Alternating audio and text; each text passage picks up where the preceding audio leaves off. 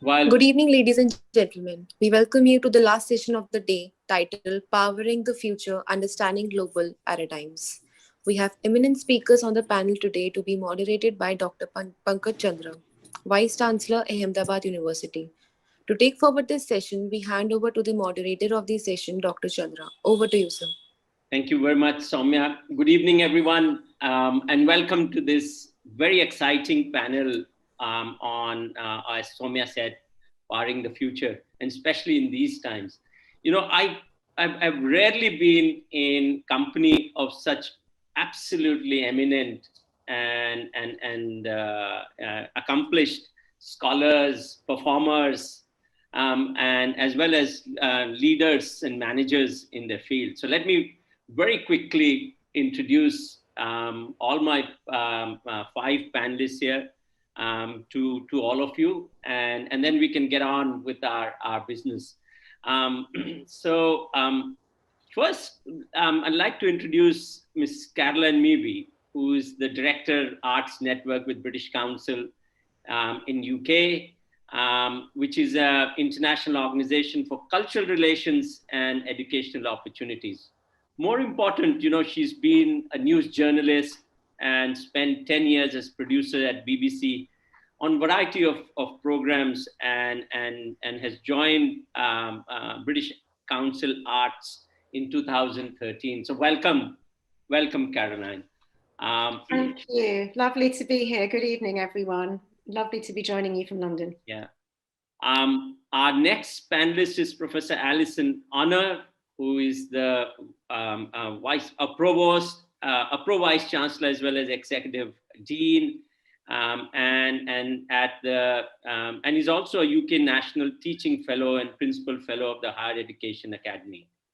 She's been very accomplished in terms of her action-based research in developing experimental pedagogy for entrepreneurship and innovation as graduate attributes and to enhance employability, which has been nationally recognized. Most interestingly, for many of us here in India, she's worked and attended conferences in India, in Punjab, Mumbai, and Kerala. And for many of you who are from this industry would understand that, you know, she's been working promoting Indian films in Birmingham and in partnership with Yash Raj Films and developing a new Birmingham City University partnership with the Munjal School of Innovation and Entrepreneurship. So welcome, Alison. My next panelist is Professor Cissie, who is the Dean of the Faculty of Culture and Community at Emily Carr University of Art and Design in Vancouver, Canada. Professor Fu has a very interesting background, and my first question is definitely going to go to you. You know, after her education in philosophy and government at Harvard, she did a PhD and worked with at Leiden, and I was very interested when I read that you worked to enable interdisciplinary and cross-degree practice-based programs in political arts and performative inquiry. That's very interesting. Her research sites at the nexus of politics, philosophy, and performance. Welcome, Cissie. My next panelist is Dr. Ashperger, who has over 35 years of professional experience as an actor, director, producer, and playwright. What a fabulous conversation, combination to have, Cynthia. She's been a core acting teacher at Ryerson School of Performance since 1994 and was appointed the director of acting program from 2004 to 2019. Other than that, what struck me most was the very interesting acting program that you do called the yearly Croatia trip, a week-long intensive workshop offered in partnership between the Michael Chekhov Europe and University of Zagreb in Croatia. Welcome, Cynthia, to this panel. And last but not the least, we have Professor Elizabeth Daley, who is the Stephen Ross and Time Warner Professor and Dean at the University of Southern California School of Cinematic Arts, a center which is world famous in many ways, but most interestingly, she has been the longest serving dean at the University of California, been there for 27 years. There are a couple of things when I was reading, what an amazing, amazing career you've had. You serve as the executive director of the USC Institute for Multimedia and Literacy.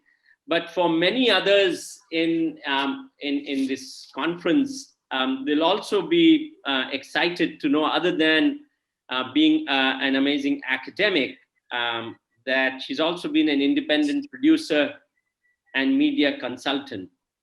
Professor Daley serves on the board of directors of many companies and on the Academic Advisory Council of the Motion Pictures Association of America, and was a member and former chair of World Economic Forum's Global Agenda Council on Media, Entertainment, and Information. Welcome, Elizabeth, to this program. Thank you. Thank you for all for being here. Let me open this conversation a little bit, and I'll just take, for the benefit of everyone else, we'll have a couple of rounds of questions and starting conversations, and then we'll open it up to the audience for a question, and we'd love to hear from you on what we are saying. You know, this is an unprecedented time. I can't believe, in many ways, in the good way, that we could get all of you together so easily. I wouldn't say so easily, but at least be there, which otherwise may not have been possible. But that's the better side of the troubling times that we're all going through. You know, the challenge is that the entire world is being affected. All the earlier crises, whether it was the pandemic of 1918, or the Great Depression, or the two wars, or the oil crisis of early 70s, or the financial crisis in Asia in 1997 and globally in 2008, all of them affected some countries and not others. And as a result, economically, socially, those that were not affected could lift the economy of the rest. This time around, we have the entire world being affected at the same time. And we don't know where and who will lift unless we do the same for each other. There's loss of life, loss of livelihood, which has been immensely high in these short periods of time. At the same time, there have been some very interesting disruptions that have been happening over the last 10 years. Technology has been one, which has completely changed in many ways in which we live, we function. Climate change is another one, and many people are saying we better do something about climate change, lest that leads to the next crisis than the one we have. There's a big question around globalization. We don't know what is happening, whether there's a new iron curtain that is going to fall down, or how are we going to come out of it. Urbanization is very intense. In fact, in our part of the world, it's said that in about 70 years, 7 out of 9 top most populated cities would be in South Asia, and 3 of them from India. And another disruption now on public health. As a consequence, life, community, mobility, what is social, what is consumption, all are undergoing very major change. We also see that the bedrock of the society, which is trust, has become the biggest casualty. You don't know if the person standing next to you, ahead of you in the queue or behind you, is going to pass, or even your own family member. You know, it's a very unnerving feeling because the world was running on trust. And the value of solidarity suddenly has become very, very obvious. So one may have to look at new innovations to deliver high value at much lower cost and to a larger member of society in times to come. And in that context, the question is, how do we chart the future? How do we make the future more hopeful, more fair, more innovative, more creative, and meaningful for the generation of young to come and the elderly? This is a big challenge before us. So to understand what are the possibilities and how to shape the future, ladies and gentlemen, we have our panel. And my first question, and I couldn't resist after reading the bio of Professor Fu and Professor Daley, was this question to them, and you feel free to answer whichever way. So question is, the global pandemic requires understanding of the global. Global paradigms require understanding of the global, not the pandemic. Now, what is the new global that you are seeing for the creative arts? Cissie? Thank you very much, Pankaj, and thank you very much for bringing us together for a conversation. And I very much hope that what transpires for the next 45 minutes or so will be a conversation. When you mentioned just now that we should or have a responsibility to chart the future, what is churning in my mind is really perhaps some of the issues that we are articulating now, given the global pandemic, is because there has always been an impulse to control and chart in order to predict towards making worthwhile the skills that are grounded by the values that we hold. Yeah. Maybe this is an opportunity to actually shift those values. And I see that these values are being shifted even in India as the education systems start to change. So I'm quite excited that there seems to be a global movement, as you mentioned, a global movement that allows for a different kind of agency. So beyond solidarity, which requires a difference to make real. In fact, if we are in unanimity and there is no difference, we don't need solidarity. So how do we build these bridges of trust towards navigating change, perhaps is how I would put it. To the question about the new global, and this is an occupational hazard, if you don't mind, as a philosopher and also somebody who studied international relations. I'd like to propose two readings. First, my first proposition is that the new global is not new. And the second is that the new global is local. How that translates into the new global is something that we could unpack together.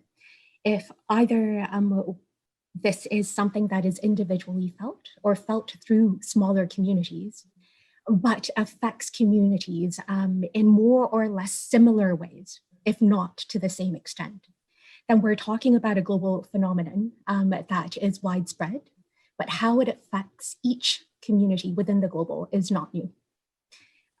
We see through the past few months that wherever we are in the world, there is a question about how to navigate distance that are external to us.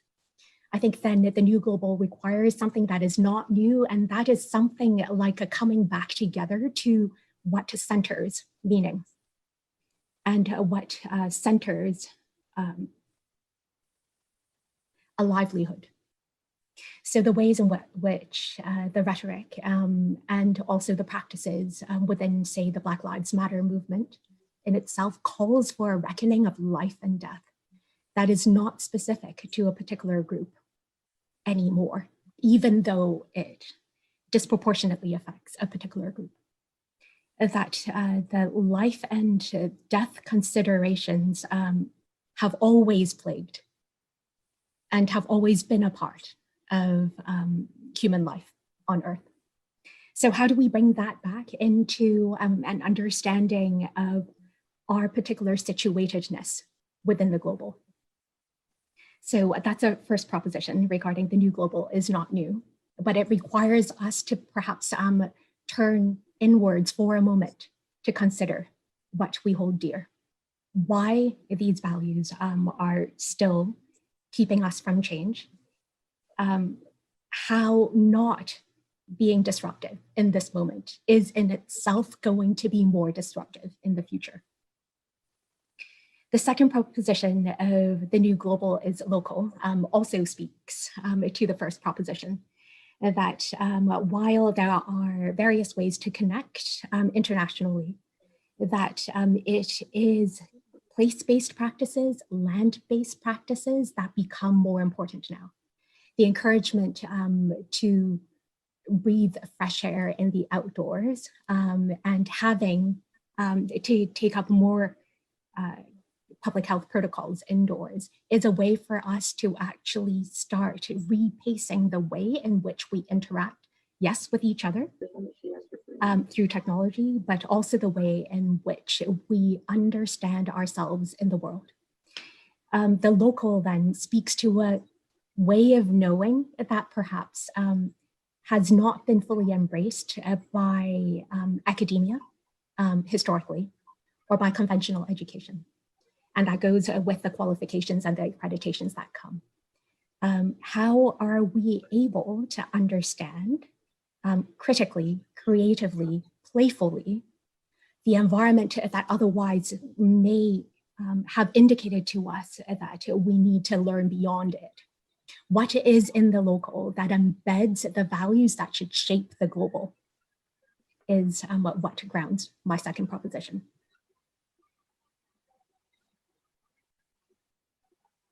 So perhaps I'll turn the mic over to Professor Daley. Yes, let me be very brief so that we can get on to the next question.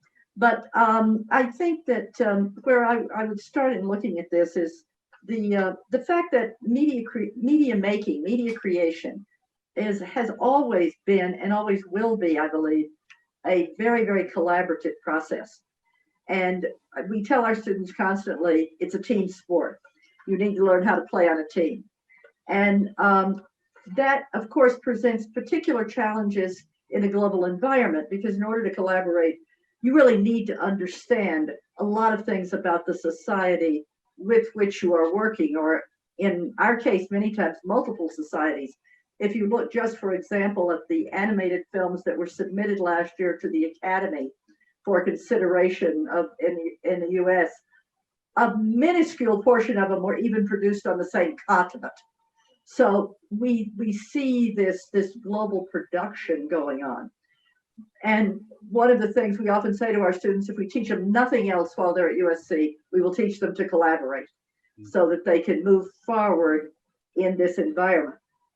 However, I want to be clear that when I say collaboration, we do not mean in a global sense in any way that means homogenization or trying to dilute cultures. At this, I would go with what Cissie just said. It does mean local. If you look at the films that have succeeded internationally, they are all very specific to the culture in which they were made, but they cross into shared values and shared interest. So we have a lot of international students, and I always love going to the screenings at the end of the year because they look like UN Day. And somehow all of these people have found a wonderful way to tell very local stories, but to tell them together and to bring their various perspectives and skills to them. I can think of nothing much more important that we could do right now than to promote global media, because I know of no better way to promote global understanding than by being able to understand, share, listen to, experience other people's stories. I'm often surprised when I find that people who should have seen stories from Iran or should have seen stories from Japan or Korea or India haven't. someone said the other day, we have some people who don't know who Sajid Rai is. And we went, that is not acceptable, because those are our windows into values and shared values and understanding. So we take the global very seriously. I agree with Cissie, it's not new. The entertainment industry has always been global. Just look at the credits on any film. The question is, who gets to tell their stories? We worked for some time in the Middle East with a school, and the slogan of the school was, who will tell our stories? Because it's not global if it's just a Western group going in and using a local environment and a local crew. Trying to create truly global stories is what we're working with right now. We're running a number of projects from Middle Eastern media, trying to not tell people to do it our way, but to help them find ways of making more effective media to bring their stories not only to their people, but also to the globe. So I think this couldn't be a more important topic, and I thank you very much for giving us a chance to talk about it. Thank you. I think looks like there is a pointed convergence on the new global being local, and the local stories being told globally. I think what a powerful way in which both of you have summarized this aspect of the first question, and how the arts really are so crucial in telling that story. My next, I still want to stay a little bit with this pandemic and these times. I think it's so much on all our minds, not only here in India, but everywhere in the world. And I'm going to ask both Caroline and Alison, the pandemic has raised several questions about how we manage our societies and their interconnectedness. How do you think the arts are going to respond to the challenge of envisioning a new future post the pandemic? And where are the key areas of hope for the arts? Thank you. Shall I take that one first? Please. I think just to reflect back on what you said in your opening remarks, the question of trust, I think, is crucial here. And at the British Council, so we are the UK's cultural relations agency, and we work across the arts, we work across the English language, we work across higher education. But we always say that trust is the currency of what we do, and this is why we do it. This is why we work with artists and practitioners all over the world and connect them and bring them together to engender trust. And it's a real challenge in these times when anxiety and trust between people has broken down. And for all the advantages of working in this more connected, more digital way, the way we can have us all together in these little boxes on the screen, the face-to-face nature of relationships in the creative industries, that building of trust, that certainly at the British Council we've always done by putting people in the same spaces. That is a real challenge for us, and how we can replicate that in a digital world. But I suppose I wanted to start thinking about this question. I wanted to start with something really positive that I've noticed, and speaking to my colleagues around the world in the work that they've been doing over the last few months, is I think what we've really seen with this crisis is the arts is not a nice to have. It's absolutely fundamental to thriving human existence and well-being. I mean, we get that, we know that, but sometimes that element of what people do in the arts has been overtaken. And I think in this crisis, the arts has continued to light the dark. It's kept all of us sane. I know it certainly has for me. And it's connected us through streaming playlists, watching films, video games, listening to podcasts. Artists are stepping up to help us. And the arts are suggesting solutions to increase social isolation. We are connecting through culture. So I think we are reframing artists as essential workers, not just in the creative industries and the creative economy, but throughout society. And they've been doing this in all sorts of different ways. And I just wanted to share a couple of examples that my colleagues in Brazil have pointed out to me. So, artists have been raising money all over the world. In Brazil, there's been 120 shows streamed online, raising $3 million in donations to fight COVID in poor communities. But artists have also been working in other ways. There's a fantastic initiative that I heard of called Storytelling by Phone. So it's artist volunteers contacting elderly people and people who live alone to literally pick up the phone and tell them stories to minimize that feeling of solitude. So that's poets, musicians, and storytellers that have been working in this project. And I know in the UK, lots of grassroots arts organizations with strong community links have been able to harness those links by mobilizing support to help the most vulnerable in society. So it's arts as community hubs as well. Colleagues in Southeast Asia have talked to me about artists in the Philippines that are offering for free workshops and design services at home to help build skills for other people in their communities. And of course, so we've got, the artists as essential key workers in our society. But of course, we've also got how the pandemic has accelerated digital consumption of culture and massive expansion, and with organizations that hitherto haven't been as far ahead in this than others. And it's been really interesting. So again, a colleague in China was talking to me about that in Wuhan, just days after the lockdown, China's Administration of Cultural Heritage issued a statement requesting the country's state-owned and public museums to share their exhibitions online, specifically, and I quote, to encourage the determination and morale of local people to fight the epidemic. So China National Museum, the Palace Museum, the Shanghai Museum responded very, very quickly with 3D virtual tours. Live streaming sessions on TikTok attracted 10 million online views very, very quickly. In Russia, we've seen traditional players, including the Bolshoi and the Hermitage Museum, taking their extraordinary collections and archives online, democratizing access for the first time. And the director of the Hermitage said that in 1 week after closure, the website had over 4 million visits, and they never would have received that many visits over the year. It's really changed the way they think about these things.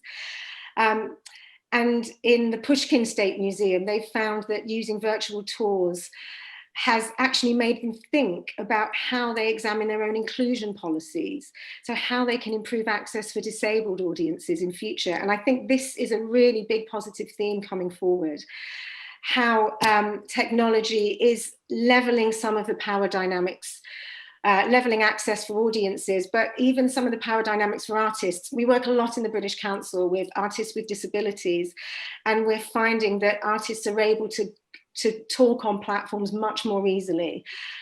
Even the fact that we're all in these little boxes, it levels some of the power dynamics that you might face by having people on panels. And it's interesting, some colleagues have said to me that as women in spaces that have been dominated by men, actually being on platforms such as Zoom actually helps them hold their space more effectively, which has been really interesting. So, and I think that's clearly access and inclusivity is something that's always been very, artists are very passionate about, but I think we're going to see that a lot more. But of course, we have to remember that digital is not just the answer. I think there's an estimated 3.6 billion people who currently are totally offline. And in some countries, digital penetration is only around 35%. So, we can't say that this stuff is accessible to everyone. It simply isn't. And I think, going back to what I was saying at the beginning, we have to accept that digital cannot replace real life human connection. And this is something that we're finding particularly true in the performance space. So I know that in the UK, the sectors are really keen on exploring more how technology can help replicate some of that feeling of live participation. Those absolutely game-changing moments, those transcendental moments when you experience art alongside other people and you connect with strangers in that way. And that's also something that everyone was thinking about before in terms of climate crisis and in terms of touring models, how those could be made more sustainable. And again, there's just that greater need to sort of really accelerate some of that thinking in response to the pandemic. So I just wanted to leave with just a thought. There's the Culture 2030 Goal campaign published a statement in April this year. It's some of the world's most significant global cultural networks. And in their statement, they closed off by saying that this is giving us an opportunity to build back better, designing policies that allow culture to fulfill its role as the fourth pillar of sustainable development. And doing so will provide a more comprehensive frame to understand our world and make for stronger, more innovative, more tolerant and more resilient communities tomorrow. That's the hope. Thank you. Wonderful.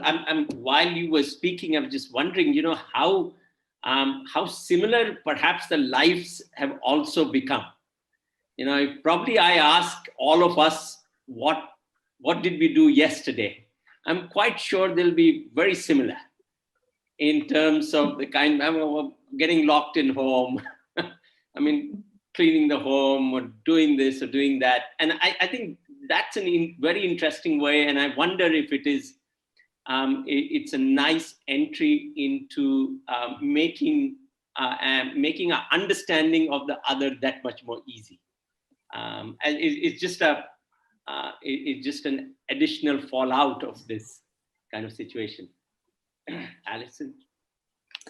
Yeah, thank you. I'd like to pick up on a couple of the themes and the ideas that both Cissie, Elizabeth, and indeed Caroline have touched on. And I think the first one is around perception of value.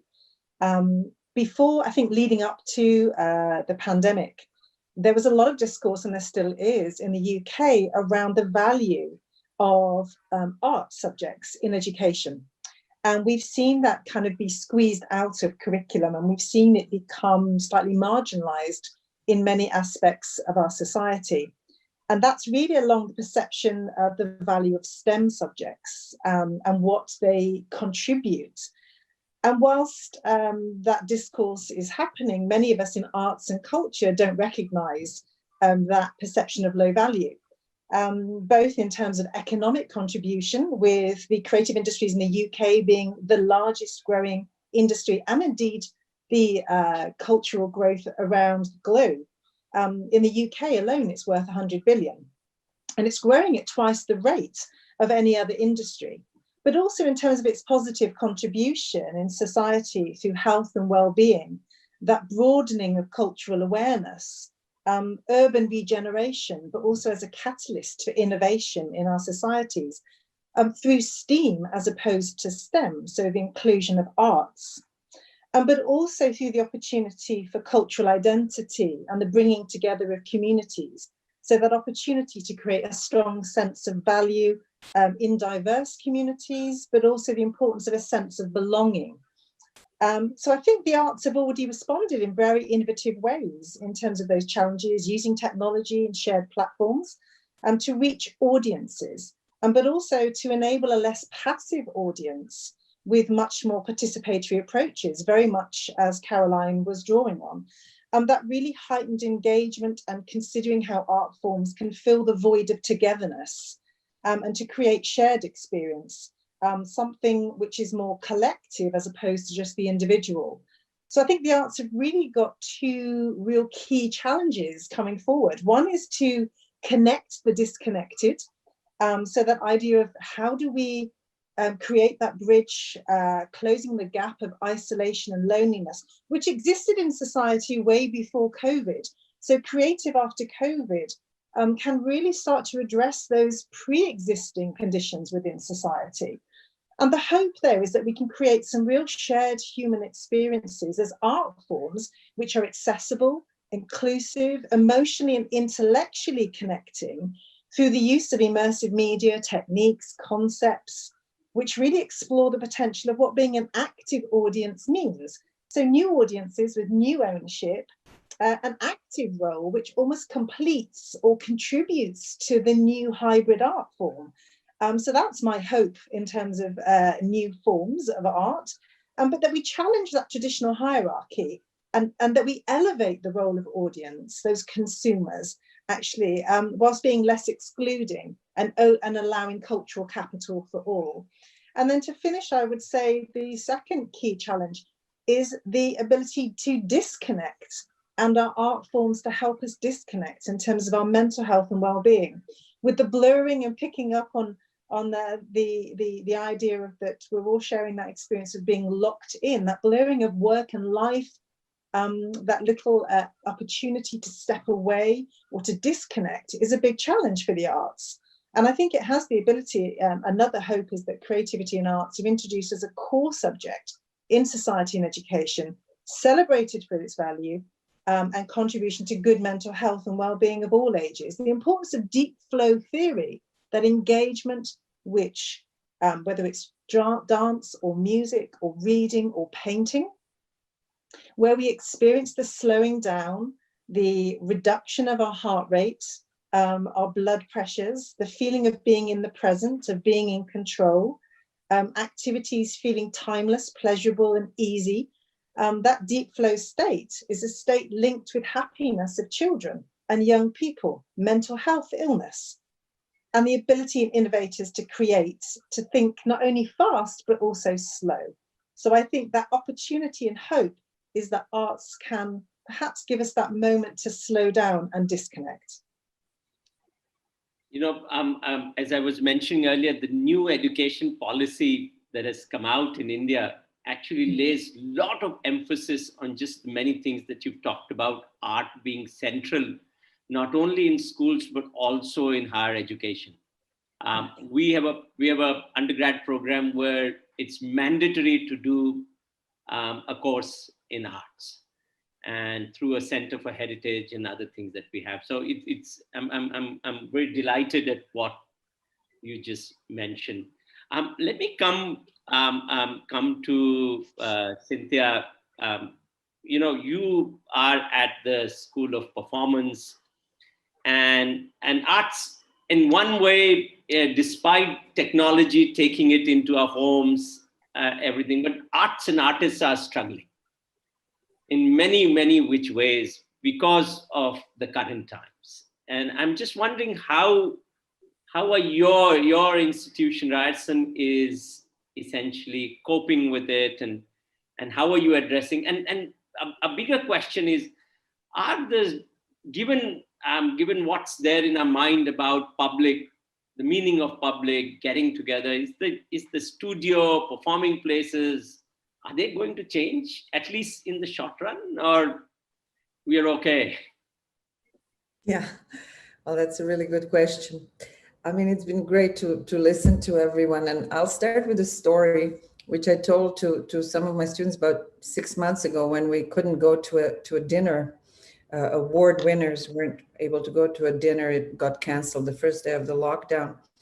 And I said, I'm reminded, I'm originally Croatian, so from former Yugoslavia, and I was reminded of a story that a friend from Bosnia told me after 1,000-day siege, or during the 1,000-day siege of Sarajevo.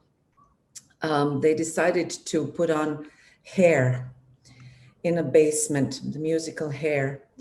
And the audience had to risk their lives to go to that basement under shelling. And the show was performed at night. That the audience clapped so hard that it wasn't enough to do encores. They actually did the show again. They just did the show again that night. They did it twice in a row for the same audience. They were that hungry for live interaction.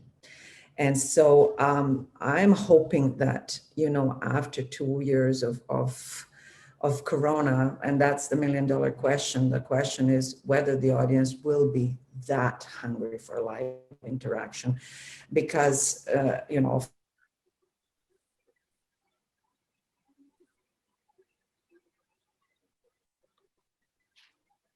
Okay, so this is the new normal, so it's all right. We'll wait for a couple of seconds for Cynthia to come back up.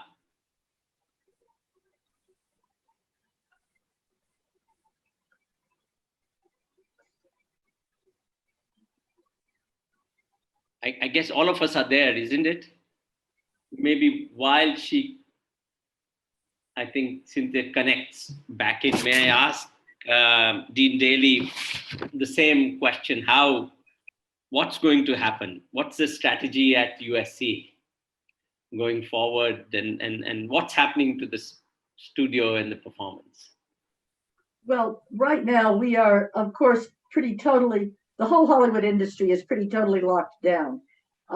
There's some production going on in Atlanta. There's some production obviously going on in Canada. But for the most part, in-person production isn't happening. But I think some really wonderful things are happening. People are learning new ways of working in a virtual world. And we were doing this anyway. The whole industry was moving into virtual production. But we didn't expect to have to do it in 2 weeks. But you know, we managed to do it. So as one of my alums said recently, after all, we were mixing online for 10 years. So this is not new. We were doing post-production online. I think for the students, it's been far more shocking than for the faculty. The faculty, who are mostly professional filmmakers and media makers of different kinds, game makers, you know, they all said, this is our life. We pivot. Something goes wrong, we rewrite the script. The actor falls in the river and won't do the second shot, you rewrite the script. That's much easier for professionals than it is for students. So we found many of the students initially were, oh my goodness, you know, our life is over. And you're going, no, it's not. It's not. You're going to learn how to work in a COVID and post-COVID world. And you're going to be incredibly valuable when you walk out the door. So we have something like 9 pages of protocols at the moment. I have just hired my first protocol, pandemic COVID monitor who will be there. The faculty are doing things like teaching from the stages in cinematography while the students are remote. We have classes where we have students coming in from India, Brazil, Japan, China, into classes remotely. And they're all doing fine. It's a little hard on our students from India sometimes because you guys have that half-hour problem. So, but we've done as much as we can to move classes late in the day. So we used to always say to our students, they had to be set ready. Now we say you have to be set ready and COVID ready. So, but some of the best work I have seen has come out in our films that have been made during the pandemic. The other thing, well, they're just learning a whole new way to collaborate. And you see, and some of this is permanent. For example, one leading casting director recently told us, she said, we're never going back to in-person casting for the most part. Why would I fly an actor in from London when I can do it online? So everybody's getting used to this. The actors I find that I'm seeing over in my temporary job are having a harder time because they're having to get used to what it means to work that way. What I've been trying to say to them is, hey, you know, 15 years ago, everybody learned to work in front of a green screen. And that was a whole new way to learn to work. I remember a very famous actor saying to one of my alums, you mean you want me to talk to a blue dot that's going to become a rabbit? I'm not but everybody learned to do it. So I think there's going to be some exciting new forms coming out. I loved looking at some of the productions, not necessarily in our area, but I thought the Metropolitan Opera Gala this year was just spectacular because people were all over the world talking to each other and obviously having a good time. Of course, we miss being together and we want to go back together. But one of the things our faculty is trying to do right now is saying, okay, what if we learned that we can actually do better online? What are those things that we're doing better in a virtual world? The other thing I would just quickly point out is there's a kind of intimacy that occurs when you're in a Zoom chat. One of our students said, oh my gosh, I got to ask an Academy Award winner a question face to face. And I thought, yeah, you did. We've done over 100 events just since March, bringing in alumni, friends of the school. And in many cases, these are people who we couldn't have had otherwise because they couldn't have traveled. One of them said, gosh, if you'd asked me, I would have said, yeah, how about March? Instead, she said, oh, how about tomorrow, next week? What do you want? Just let me know. So I think we need to look at the affordances that this has given us. Plus, we need to look at how it is helping us move more quickly into the world of virtual production that we're all going to live in.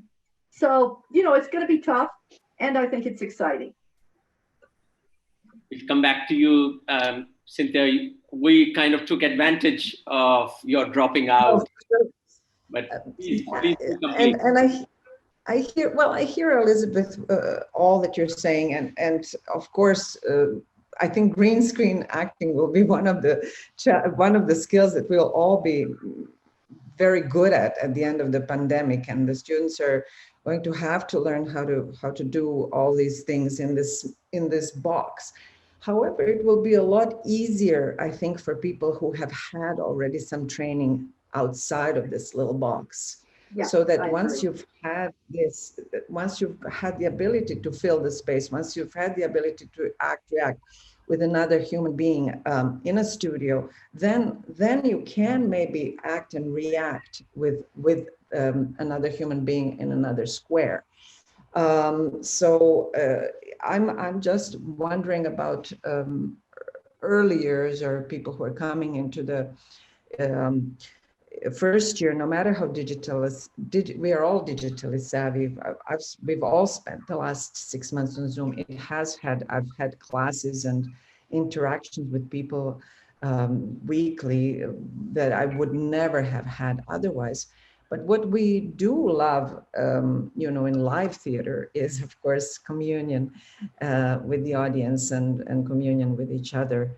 And that is something that I don't think we can replace. And for the people who are particularly, keen on love and whose vocation is live theater, the situation currently is extremely difficult. It isn't sustainable in the long run for theater artists.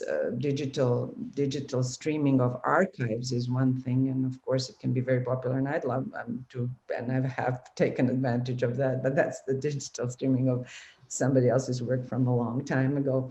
So, locally, it's very interesting. I'm currently in Croatia, and it's so very different what's happening with live performance in countries around. Austria, for example, is subsidizing right now all the empty seats in their theaters so that they actually can have live performance, so that the actors have to agree to risk getting sick in rehearsal. But then if they do not get sick, and if the performance does go on, the government is sponsoring the empty seats. Which is, we come back to a global being local, and to the economic situation for the, I'm talking about live performance, and live performance is, a part of what we do. Obviously, film and TV and sets are more easily controllable. Still, the actors and the people who want to be in some kind of live interaction will have to make a choice whether or not they want to risk getting sick. And the audiences too, who would like to come to a live performance, will have to make that choice as well. So in the long term, I think that part is not sustainable. Whereas in terms of learning from people from around the world, such as this wonderful meeting with you all, that would not have occurred otherwise, and I would not meet any of you and would not have a chance to hear your thoughts. That is a great learning opportunity for all of us, and I've been learning constantly and meeting with people, and this time can be spent that way.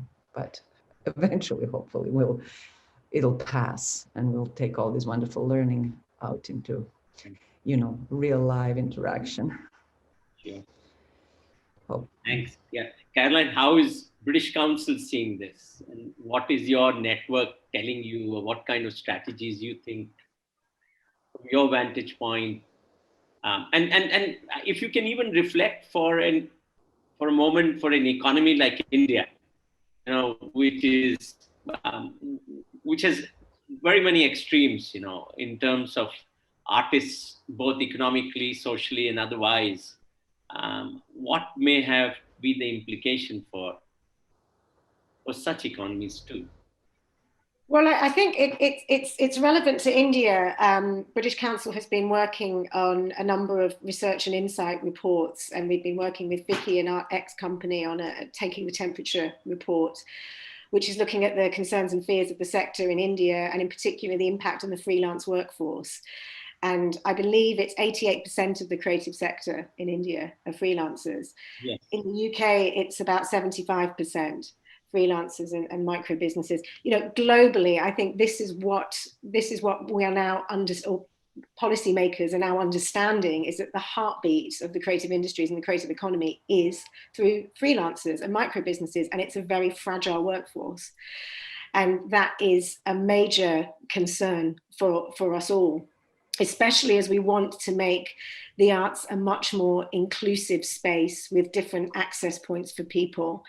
And without, and at the moment, that's something that's really concerning a lot of people. I mean, in the UK, we had a very generous influx of money, 15 billion for the arts, but actually that was channeled through organizations and large institutions.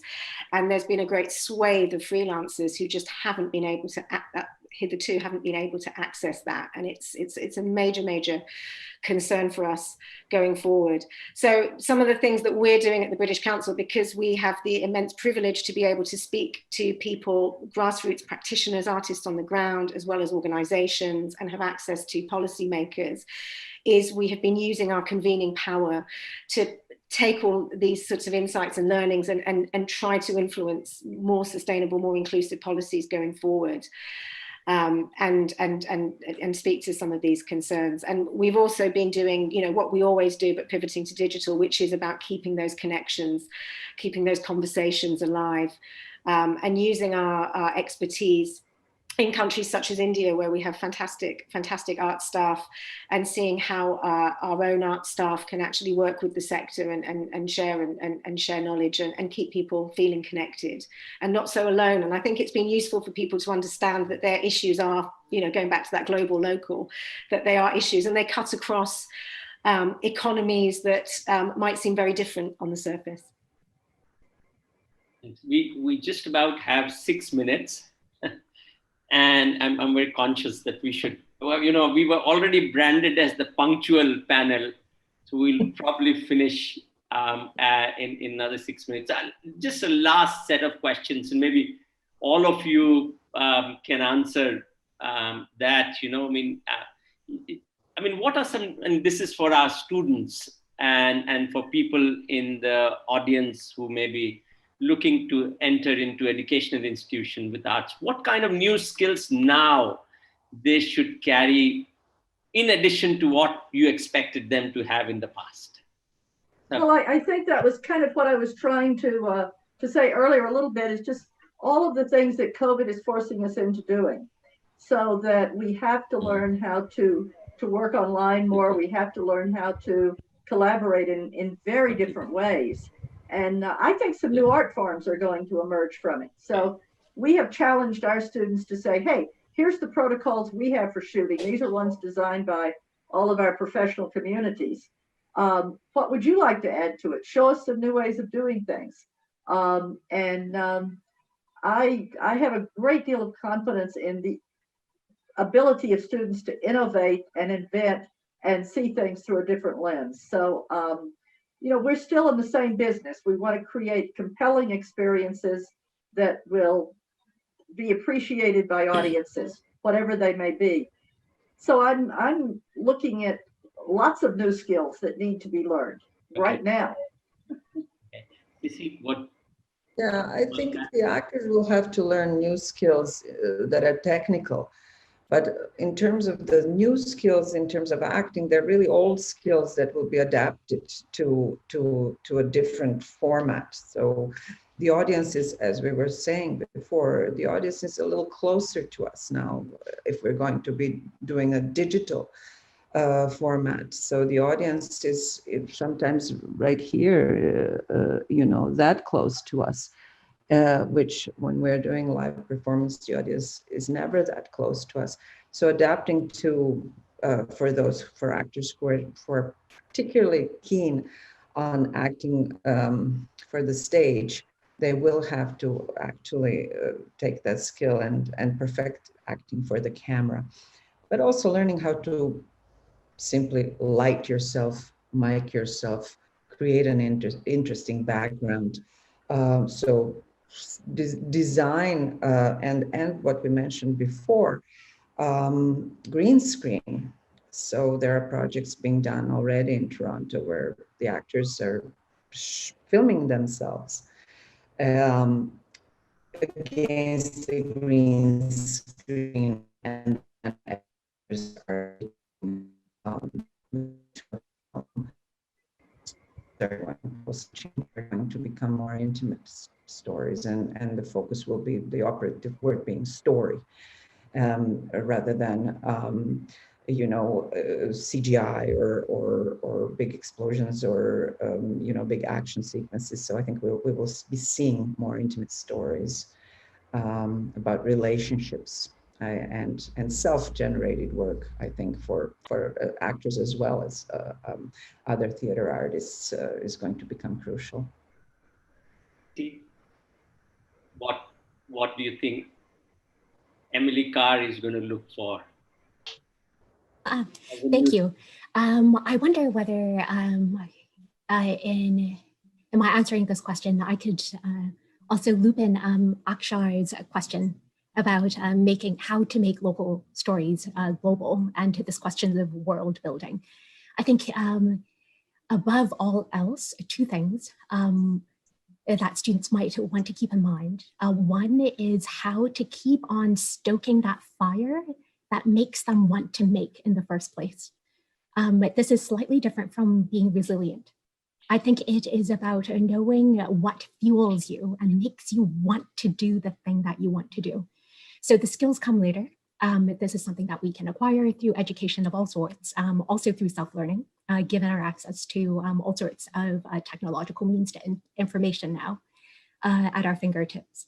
So a reminder of what is at the core of one's creative mission. And I do use the word mission because it's something that needs to drive and continue to build on that impulse. That is an instinct. That is not yet knowledge, if that makes sense.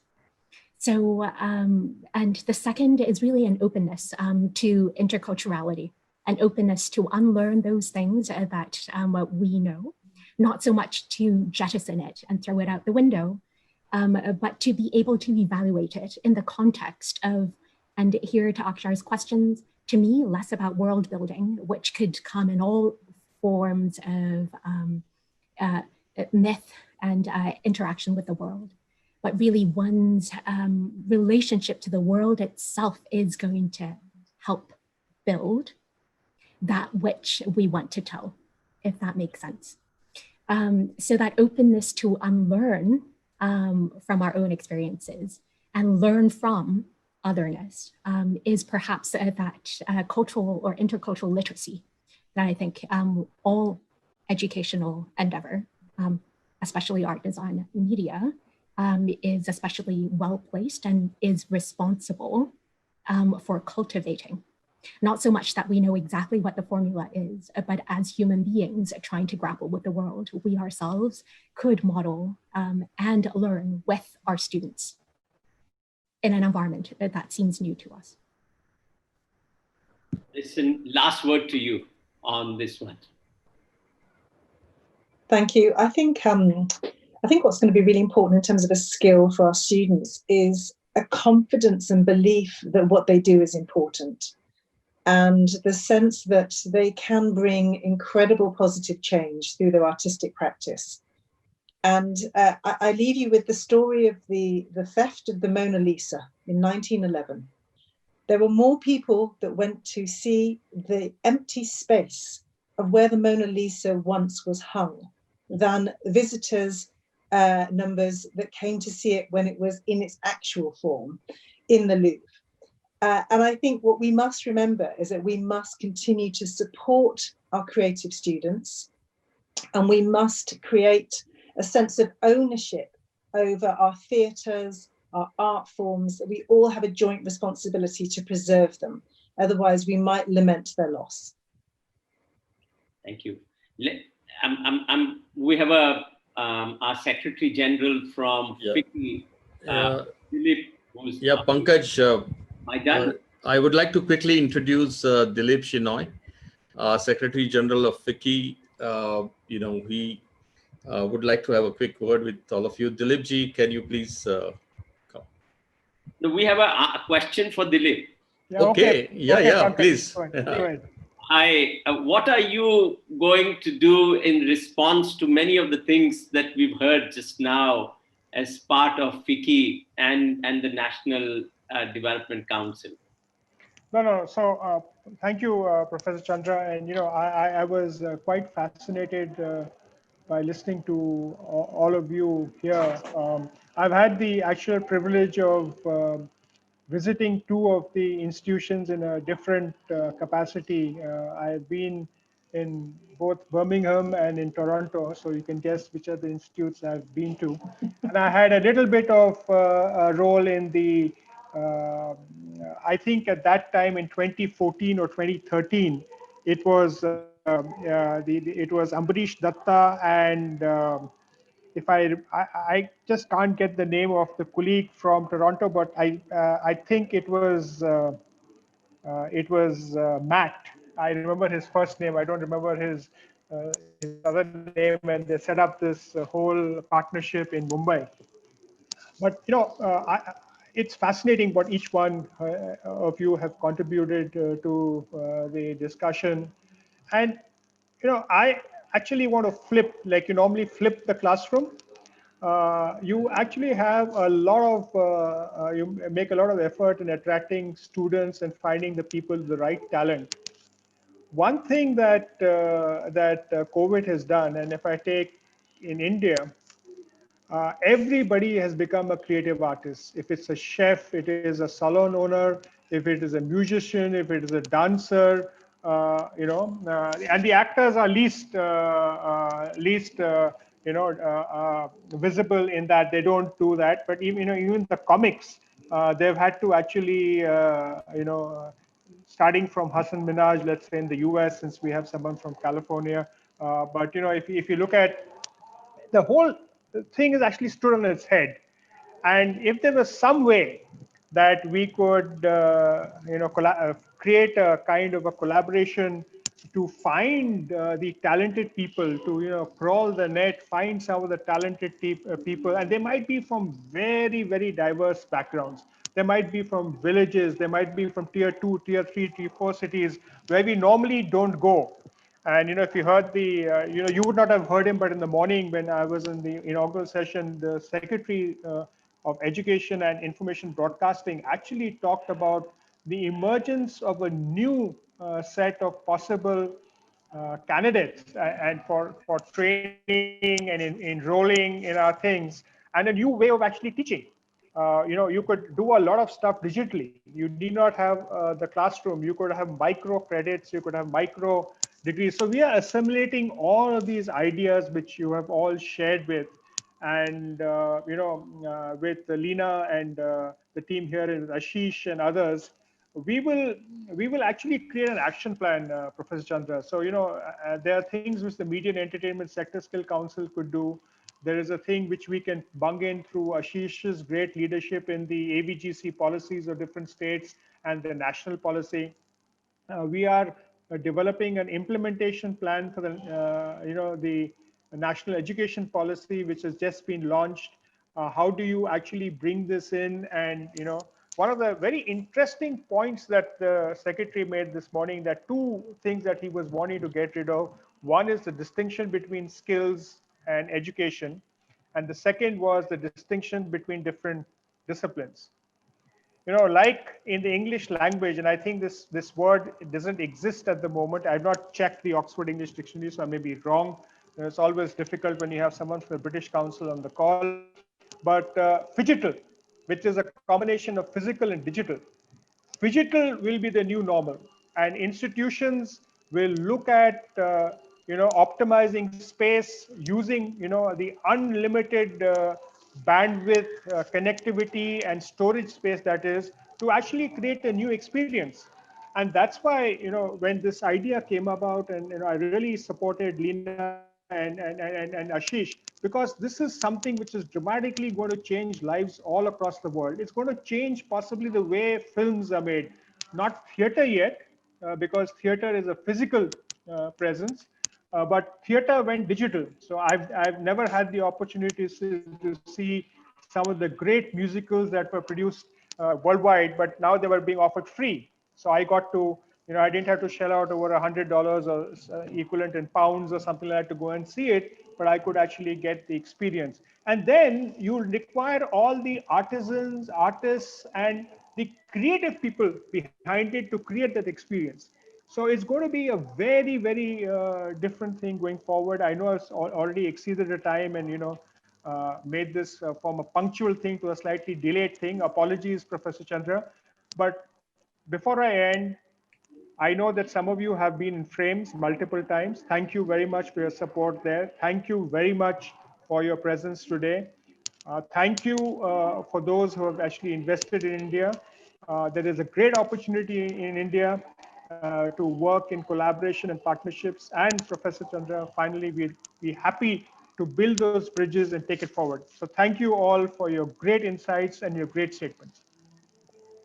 Very much. And my thanks to the panelists. I think Elizabeth, Cynthia, Cissie, Caroline, and Alison. Very kind of you.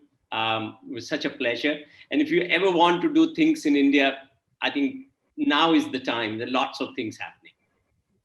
Good morning. Thank you, and bye-bye. Thanks so much. Thank you so much. Thank you. Thank you, Professor everyone. Chandra, for greatly moderating the session. Thank you so much, Thanks so much. Professor.